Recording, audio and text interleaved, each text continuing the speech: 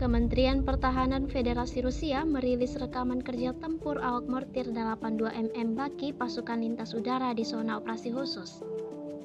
Rekamannya diunggah di akun Telegram MUD Rusia pada Kamis 23 Maret 2023. Pengintaian pasukan terjun payung menerima informasi tentang konsolidasi musuh di salah satu sektor di wilayah tanggung jawab unit mereka.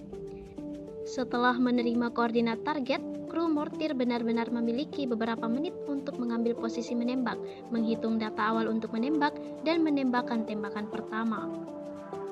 Deteksi musuh dilakukan menggunakan kendaraan udara tak berawak.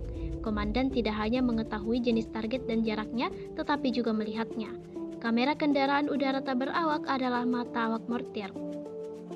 Hingga video ini beredar, beragam komentar dituliskan warganet.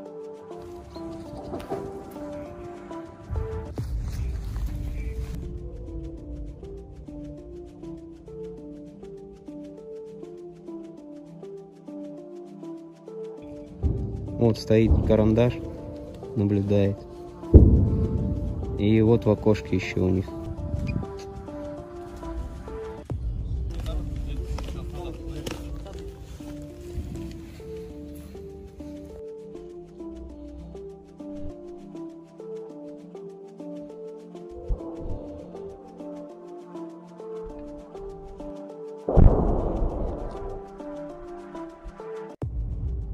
Дизайнер работы в готов.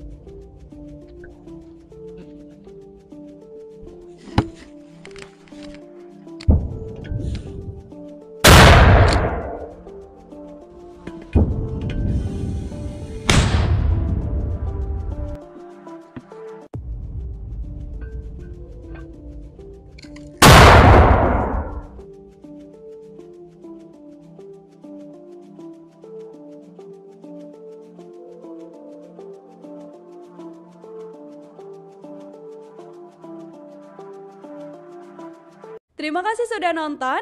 Jangan lupa like, subscribe, dan share ya.